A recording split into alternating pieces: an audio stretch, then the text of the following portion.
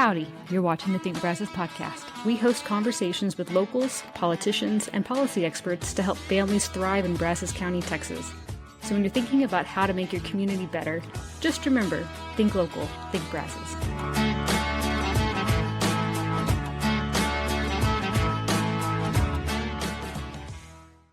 This is Charles Coates with the Think Brazos Podcast. We're joined today by Martin Zimmermann, who works for the City of Bryan. Martin, if you don't mind, could you give us your title and your position at the City of Bryan, please? Yeah, certainly. I'm the Director of the Development Services Department here at the City of Bryan. So basically, I'm responsible for everything that has to do with building permits and construction and projects from conception to completion and everything in between. Falls within my realm of responsibility. Very cool. And how long have you been in that position or worked within that department? I've been with the City of Bryan for 19 years, and I've worked in this position for the last 7 years. I've had the title for maybe 2. It's kind of how that works sometimes. But overall, as far as over time, increasingly more responsibility. I've been a manager since about 2008, and there have been other things. Was an assistant director for some time, so now I have the whole department. Okay, awesome. Yeah. Well, so you got some experience in this, and what we wanted to talk to you about today is just a couple of questions about if someone is looking at maybe building something a little different with their home that they already own, or looking to move or relocate in Bryan, a couple of things they need to be aware of. And so we kind of have a focus on, house hacks or folks being able to make their homes just that much more affordable. And so we wanted to ask about some of the housing types in Bryan that people think of as a little bit more affordable. The first question I had for you is, you hear about manufactured homes and you hear about modular homes. Those are two homes that are a little bit more affordable or thought to be that. What are some of the differences between those two housing types, and are they both allowed within the City of Bryan? Okay, so there's a couple of questions there. Let me try to see that I answer them kind of in sequence. So basically, manufactured homes that was a term that basically started coming around in 1976 when prefabricated homes met a specific code. They also refer to it as housing HUD, which is the Department of Housing Urban Development, HUD manufactured homes, because they meet those specific standards. Those homes have a little plaque in them that say when they were manufactured, and they're certified that they meet those requirements. So those are manufactured homes. In Bryan, those are allowed. There's two things to that. In Bryan, they're allowed in manufactured home land lease communities, so manufactured home parks. The caveat to that is if you want to install one of these, it can't be older than 5 years old. So it either needs to be brand new. It can be a used one, but it should not be older than 5 years old. Similarly, if we have a lot of older manufactured homes still on individual lots, you can replace those with a newer one time.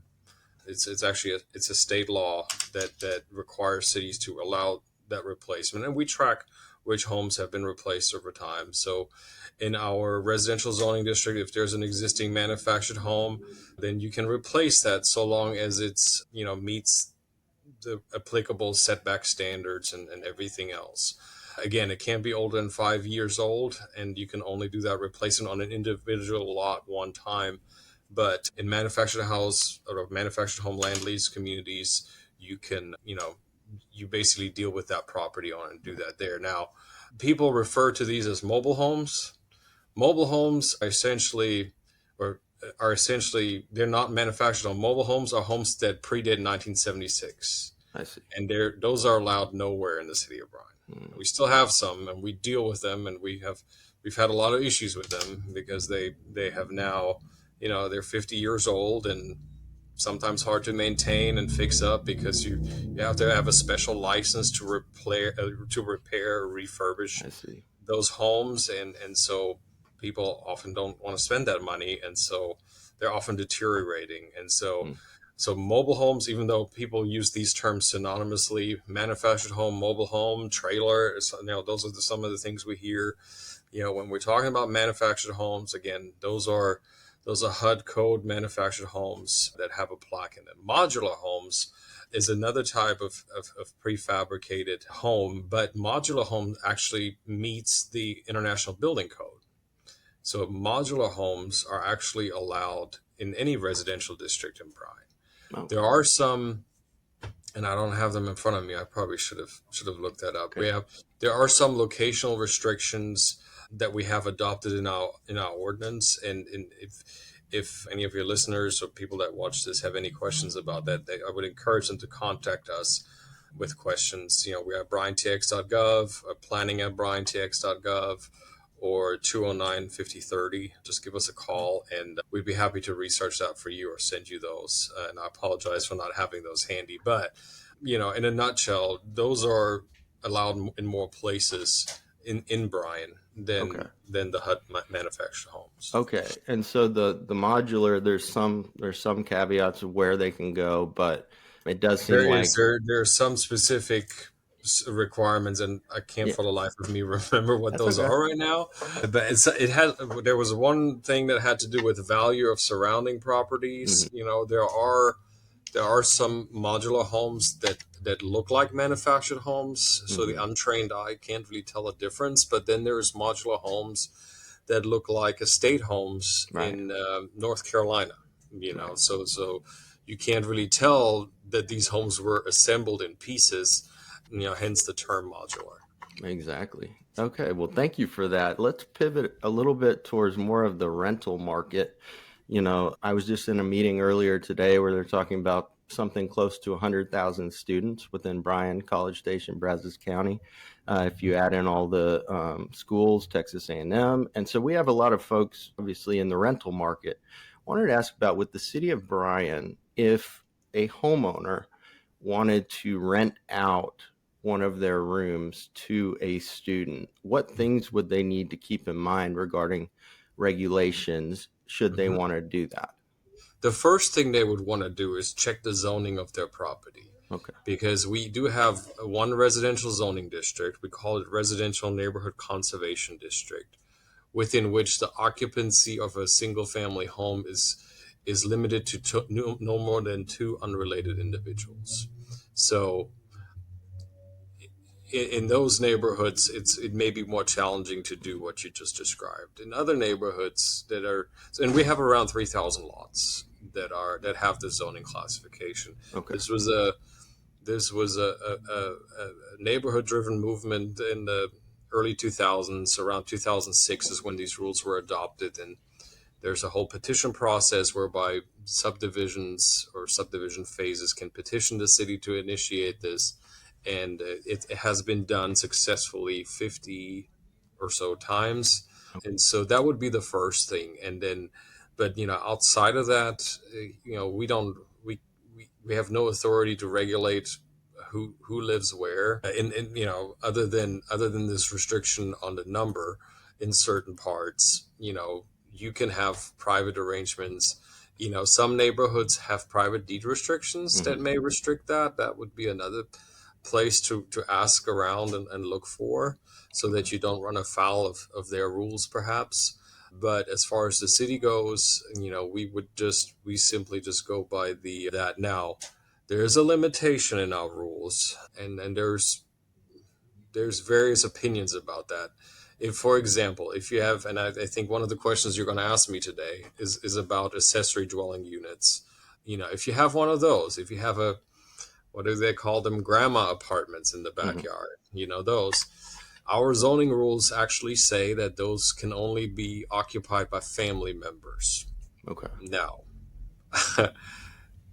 we're not out here patrolling who lives where, on a daily basis. We have other things to do. Our code enforcement department has other things to do. But just, it is still a rule that's on the books, and typically the way that works is if there is a complaint, then code enforcement will start investigating. So I want people to be aware, as far as, that there is a rule that should be the case. Now, I think that is true for most of Bryan. In the area that we call Midtown, which is essentially between downtown and the city limits and with College Station, generally speaking between Texas Avenue, more along South College, but generally speaking between Texas Avenue and Welburn. That's an area called that we refer to as Midtown, where we have some different rules. Their accessory dwelling units are allowed by right, Okay. and they don't have to be occupied by family members. It's sort of a, land use regulations evolve over time, and sometimes you have to try out some things, and this is a case where, we decided, well, let's give that a try and see how that works. And we've had that on the books for, I want to say 3 years, 4 years now, and I don't know of any new ones being built, and I have not heard anything about who lives where, because it just doesn't come up. So that's kind of what I know about that. Okay, well that is good information to know. And kind of staying in the same idea here, one last question for the rental and kind of trying to hack that is what if someone has a house, they're not trying to do a granny flat or a separate accessory dwelling unit, they just want to add on an additional bedroom, whether to rent out or to, for a family member. What kind of things do they need to know, and where do they start? They should also talk to us, to our building department, our Okay. plans examiners, but there's some information on our website also. Okay. But essentially, you need a building permit. Let's say you want to add a room to your house, and most people, we strongly recommend that you hire a general contractor that knows what they're doing, Right. because they need to understand the rules of construction. The city has adopted the 2021 version of the International Building Codes. And so, it starts with the foundation, and then, you get into the framing, the plumbing, the insulation, all of that. And, we've had some homeowners do this successfully, but there are certain things a homeowner cannot do, and you have to have a licensed contractor do plumbing, electrical, those kind of things, for example. So it is therefore really advisable to get someone that knows what they're doing, because you also need to submit a set of plans to the city that shows what you want to do and where you want to do it. If you have, depending on how the existing home is situated, you might run into situations where there's building setbacks required that you can't encroach into, or there may be what is called easements. There may be buried Atmos gas lines or electrical lines in your yard that you may be unaware of. And so that's something that we check during the building permitting process. And, and that is really your starting point is okay, submit a drawing. I mean, even before you submit something, you can come talk to us and we can give you some pointers on what you should do first, because the first thing you want to do is like, okay, do I have the room on my lot to even do this? Right. And then kind of really plan out your project to see what all is involved, who's going to do my foundation. And okay, now I'm adding another bedroom. We have requirements to provide off-street parking spaces for bedrooms. So if you already have a 3-bedroom house and you go to a 4-bedroom house, we need to check and see if you need to add a parking space, because that may be some extra concrete that you haven't budgeted for. And we don't want you to be surprised, at the end of that process. We want to give you as much information as we can up front. Okay. And as far as the adding a room or doing something small like that, do you see a lot of those every year? I hope I'm not putting you on the spot here. Yeah, but... I don't have statistics. I would have to run a report in our online Okay. permitting software. But I mean, we have several hundred remodeling projects. Okay. I don't know the breakdown between residential and commercial, honestly, or Yeah. what type of things are Okay. happening. Now, the one thing I would sometimes caution against is the conversion of that garage into a bedroom. That sounds great, because you basically already have a living space if you want to. Right. But what you're losing is the covered car storage area. So, and what we see in those cases, or what we sometimes see, people say, okay, well, I enclose the garage and I'll just put a carport in front of Right. it. Well, There's also minimum setback requirements for where you can place carports, for example. So, just be mindful of that, because you could end up having your car exposed to the elements versus Right. parking it in the garage. So that may not be the best option in your particular case. But, we'd be happy to talk you through all of Okay. those scenarios and give you that information. Okay. Well, then looking a little more broadly in terms of the city and kind of its views of especially new development, I don't know if the discussion is increasing lately, but the discussion of sprawl, where you're having to continue to develop new homes outwards because there are so many homes needed in Texas. What's the city's view of building out versus what you would call infill? I don't know if I framed that correctly, Yeah, but no, I get it. I'm not sure that I'm qualified to summarize okay. exactly what the city's view is. Yeah, I yeah. know that, generally we recognize there's benefits to growth and certain types of Hmm. growth. I think within the last year or two, there's been a lot of discussion about that construction standards. We don't just need more homes in our community, has been stated, but we also need them to be of high quality. We want them to last. We want them to look good. We want to extend that life cycle. So there's that. Certainly from my background as a city planner, there's different approaches to this subject.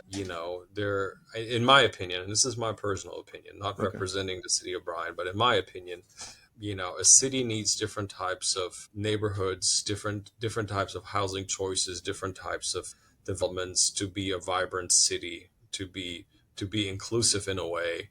We don't just need one type of housing that's growing in a particular way or in a particular area.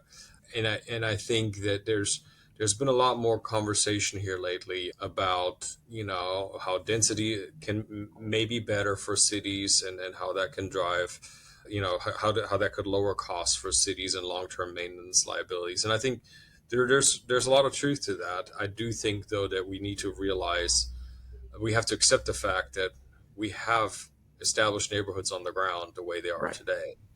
And I think we would be foolish in just throwing away our zoning codes and building codes and saying, oh, just do what you want. Right. We don't have minimum lot sizes anymore, and density is king. I think that would be the wrong approach, and I think that can destroy communities.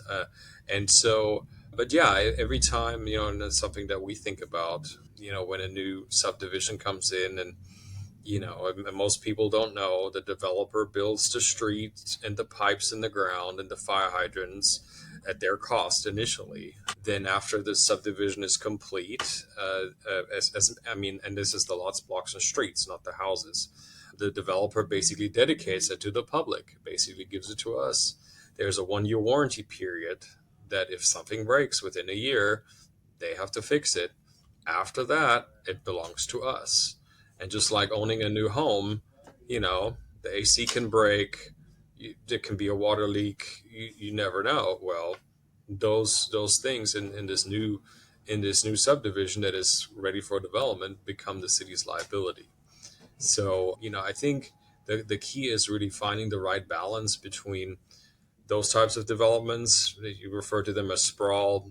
It's kind of a rough Yeah. term, or derogatory term, maybe, settlement arrangement. I don't know what the right term is, but yeah, between those, and there's, people that want to live in those environments, and they're seeking out those environments. So I think we would be foolish not to accommodate that in a way. But I think the key is to keep a balance and to allow for more infill, like we've tried to encourage in the Midtown area. I mentioned before that we're kind of experimenting with allowing ADUs. We have some other things going on in the Midtown area that are really aimed at developing density over time, not all at once. Right. Because it'll take time for the infrastructure to meet those demands. If you all of a sudden have a row of houses in the middle of town and you take them all out and you build 10 high rises, well, that is a completely different demand on your infrastructure, but it also completely changes the coherence of that neighborhood. And we need to be careful because that can sometimes have some very unintended consequences, and so that needs to be carefully planned. That's why we're here. Right. And we appreciate what you do. A last question, just kind of wrapping it all up. I think what you were talking about just now is a more incremental approach to densification in places like the Midtown area. It can be your personal opinion or that of the city, either one. What's your favorite approach to doing that? If we're talking about not disrupting a community or a neighborhood in this instance, but being able to get more homes on the ground in a more incremental way. We talked about, a couple of rental and maybe ownership options, but do you have one that you think would work best for Bryan, or one idea? I don't know that I have the magic bullet or the magic formula. I think that, what you find in Bryan is that I'm sorry, my door just opened. What you find in Bryan is that we're fairly flexible. We like to think we're very reasonable, and we're willing to discuss any sort of proposal, and kind of make sure that the proposal kind of fits within what is proposed. And we're not afraid to try new things. We've tried some subdivision layouts that I guarantee you we're never going to do again, because and I'm not going to name any names, but there were some, what was thought of at the time, new and innovative ideas on how to design subdivisions, and we've done it, and we're like, no, we're probably not going to do that again. But again, I think that goes to show that in our community, we're willing to try new things. At the end of the day, the city council has the final say on a lot of these things. Right. But we're not afraid. We're not afraid to initiate the conversation or have that initial conversation and kind of help guide everybody that wants to do something. So, I think that from what I remember, when we did the open houses for the Midtown plan, we had a lot of interest. We actually had more interest in the Midtown plan than the comprehensive plan for the entire city 2 years before that.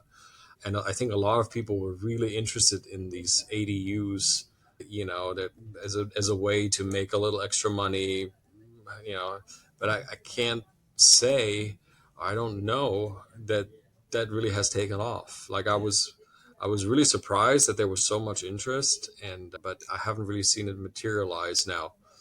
Construction costs have gone up. Everything has gone up about 20% over the last 4 years. So, that could have something to do with it. But I think that, the whole idea of the pattern buildings that we have in the Midtown area, which are basically pre-approved building plans that you can get from the city that you can build. We have 9 of those under construction right now. We're excited about it, but it's an experiment. We don't know. That program hasn't taken off as much as we had wanted it to. I have some opinions about maybe why, but I think that, again, we think that we're fairly reasonable, and I hope everybody will agree that you can come talk to us, and you can do a lot of things in Bryan within reason, and we're willing to give it a shot. Well, shout out to the Flex House. That's always been something kind of impressive about the Midtown plan. So, no, I totally agree. Now, if people want to contact me, you can give them my email address. Yes, we'll put it up there on the screen. All of that kind of stuff, and we'd be happy to visit with any follow-up questions people might have. That sounds perfect. Martin, thank you so much for speaking with us today. We really appreciate it. Martin Zimmermann with the City of Bryan. Thanks for having me.